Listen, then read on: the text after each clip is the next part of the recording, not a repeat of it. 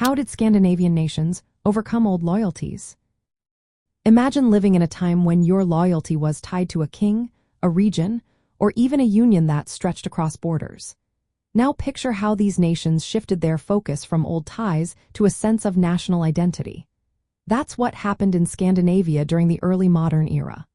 For centuries, these countries were connected through unions like the Kalmar Union, which united Denmark, Norway, and Sweden under one monarch. But these unions didn't last because each nation had its own interests and feelings of independence. Sweden, especially, wanted to be free from Danish control, and conflicts kept bubbling up.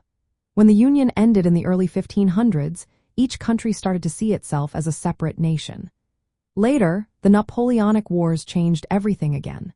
Sweden lost Finland to Russia in 1809, ending a 6th-century connection. Denmark lost Norway to Sweden in 1814, after over 4 centuries of union. Norway then became independent but chose to enter a union with Sweden, keeping its own constitution and some autonomy. These changes made old loyalties to dynasties or unions less relevant. Instead, people began to see themselves as part of a new national community.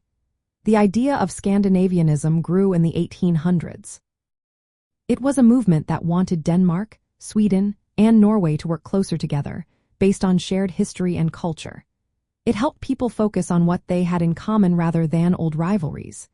Each country also started building its own sense of identity through language, history, and culture.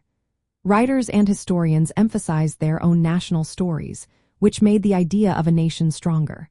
Political reforms also played a big role.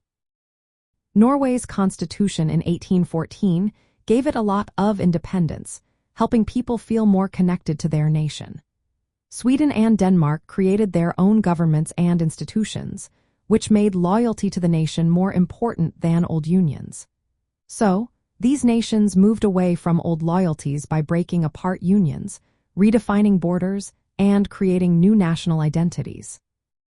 They focused on shared culture and history, and political reforms helped solidify their independence.